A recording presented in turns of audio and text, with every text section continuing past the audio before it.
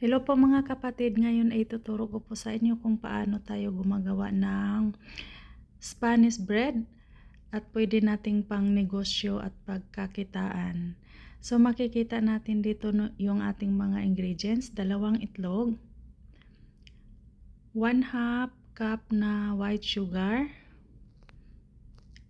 1/3 cup ng butter, 1 sachet or 12 grams ng yeast, 1/4 cup ng oil, 1/2 teaspoon ng salt, 4 cups ng all-purpose flour, at saka 1 cup ng milk. So yung milk dapat ay naka room temperature or a little bit warm. So dyan natin ilalagay yung 1 tablespoon na sugar para sa ating yeast, para mabilis siyang mag-activate. So ibuhos din natin dyan ang yeast at kutawin natin hanggang ma-dissolve.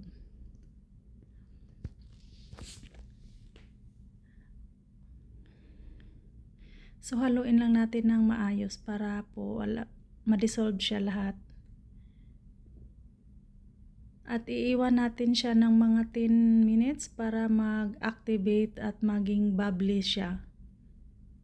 So meaning na active yung yeast. Kasi pag hindi siya nag-bubble, so meaning yung yeast ay hindi na siya active or kaya expired or bukas na nahanginan na siya. So hindi na siya mag-active.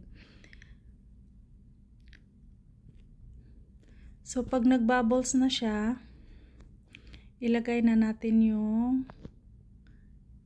flour, 4 cups na flour. So ang ginagamit ko yung flour na yung puti or kahit yung yellow dito sa Moscow na Makfa. So 4 cups yan.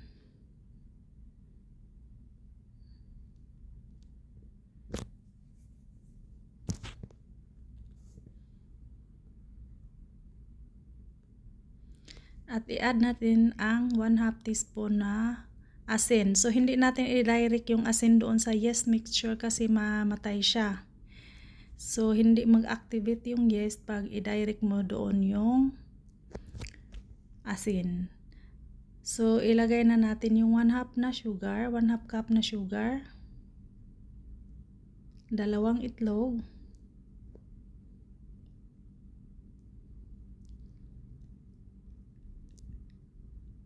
at saka yung 1/4 cup ng oil. Any oil, olive oil, vegetable oil, canola oil, pwede siya.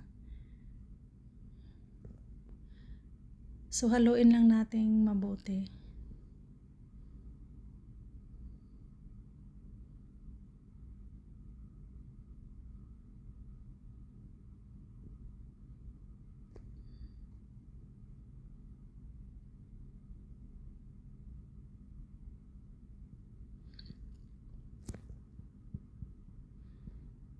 Ang importante yung ma-dissolve yung sugar para hindi magbuo-buo doon sa sa dough natin. So i-add natin yung 4 cups na flour.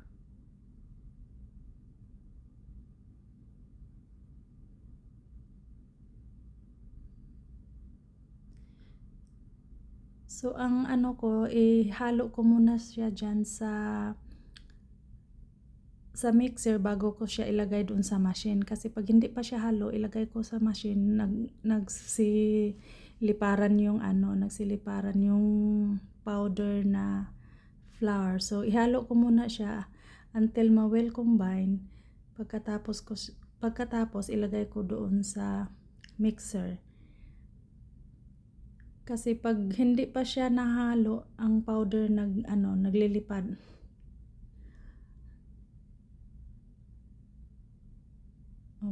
Kung ganyan na siya, yung na-well combine na siya, saka ko siya ilagay doon sa dough mixer, stand mixer. So ganyan. So ngayon isasalang ko siya dyan sa mixer ng mga 12 to 15 minutes. At ngayon pwede na nating ilagay yung butter. Yung 1/3 ng butter. Yung isang buong butter, 1/3 niyan. So, i-mix natin doon sa dough habang siya ay nag-mix. So, hayaan natin siya hanggang 12 to 15 minutes. So, habang naghihintay, gagawa tayo ng palaman. So, ang palaman natin ay 1/2 cup ng breadcrumbs, 1/2 cup ng sugar, yung butter na natitira natin, yung 3/4. So, lagyan natin ng vanilla. Yung itim dyan is vanilla. So, i-mix lang natin hanggang ma-well combine at maging paste paste yung forma niya na hindi din siya dry, yung katamtaman lang. So, naglagay din ako ng 30 grams na powder milk. So, yan na ang kalalabasan ng ating palaman. Yan ang ipalaman natin mamaya sa Spanish bread. So, haluin lang nating mabuti hanggat yung vanilla is na-incorporate doon sa mixture.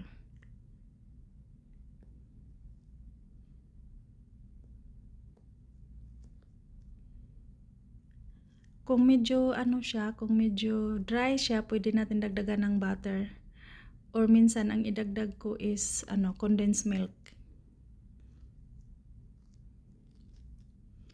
So ngayon, ayan, makinis na yung makinis na yung dough. So hintayin lang natin na matapos yung timer na 15 minutes. So ayan na.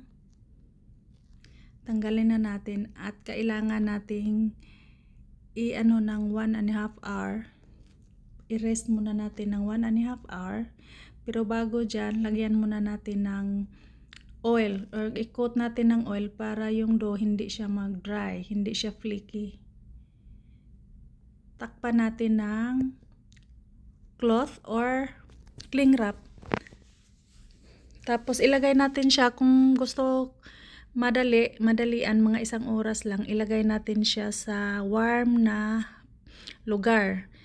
Ako, kung nagmamadali ako or especially na malamig yung panahon or winter, ilagay ko siya sa oven na ko ng 50 degrees Celsius sa oven para madali siyang mag-alsa. Kasi pag nasa labas, lalo pag malamig ang panahon, matagal. Ayan, in 1.5 hour, ganyan na yung more than double na yung size niya. So, ayan, i-press lang natin para lalabas yung air. Kasi pag hindi natin parang may butas-butas doon sa ilalim pag hindi natin pinalabas yung hangin. So, ngayon, itimbang ko lang siya ng 60 grams bawat isa.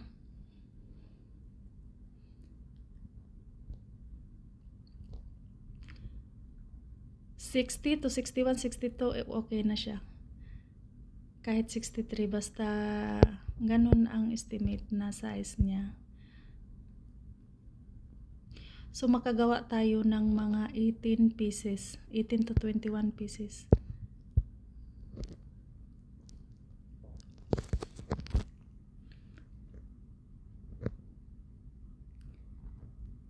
So, yan ang pag ibilog mo siya tapos lagyan ng palaman. Yung palaman pag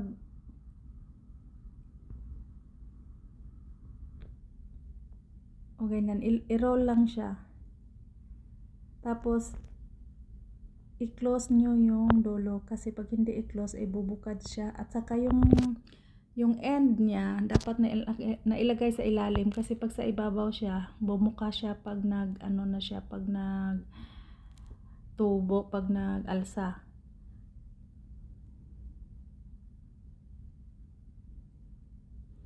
So, ayan lang, mga 1 kutsara ng palaman. Kung gusto niyo yung maraming palaman, isang kutsara, kalahating kutsara or isang teaspoon, nasa sayo na nyo. Nasa sa inyo na po. So ganyan lang siya. Tapos habang ano pa siya, hindi siya nag-dry, i-coat muna natin siya ng breadcrumbs. Kasi pag nag-dry na siya, tapos i-coat mo sa breadcrumbs, ay yung ano, yung Spanish ay hindi na magdikit. Yung breadcrumbs hindi na didikit.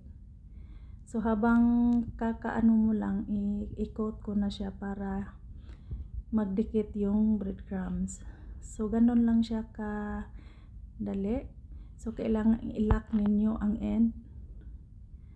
At saka paglagay sa tray, dapat nakailalim siya kasi pag nasa ibabaw siya, magbuka.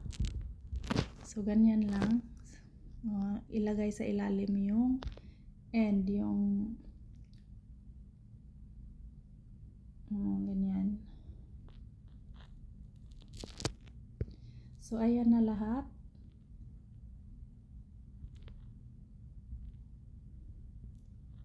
Sa isang tray, 15 ang laman ng isang tray. So ayan, may sobra na 6. So 21 pieces sa isang mix natin.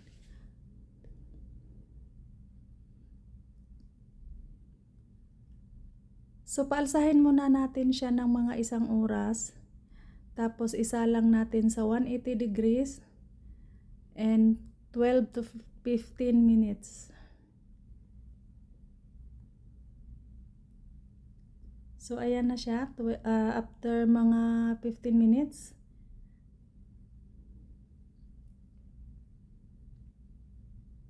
Depende sa inyo kung gusto ninyong medyo tosta, kasi yung iba gusto medyo tosta, pwede nyo dagdagan ng mga 3 minutes. Parang mag-brown talaga siya. So yan lang ang gusto kong kulay.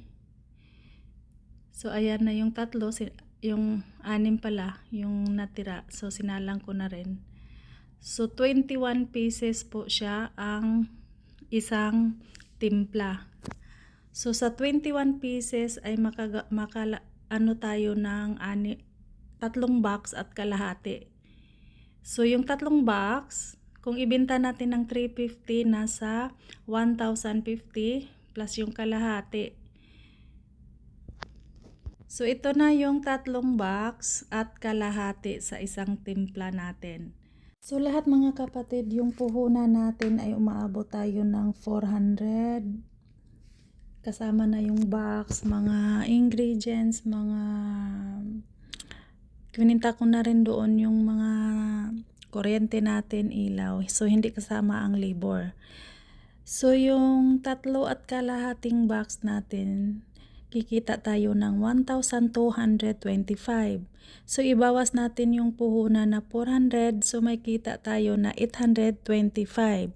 So sa kita mo na 825, doon mo na kunin yung labor mo, or kaya yung labor mo kasama na doon sa kita mo. Kita plus labor, kita mo plus yung trabaho mo, yung labor mo. So ayan lang ang ma-share ko sa inyo, at pwede niyo ring pagkakitaan ang 3 box at kalahati na pwede ninyong ibenta. So madali lang, pero pag hindi kayo sanay, nung una ko pang gawa ay nakakapagod din, at saka masakit sa katawan, lalo pag wala kayong mixer at mano-mano lang yung pagmasa. Ayun, sana'y makatulong po sa ating lahat. Bye bye.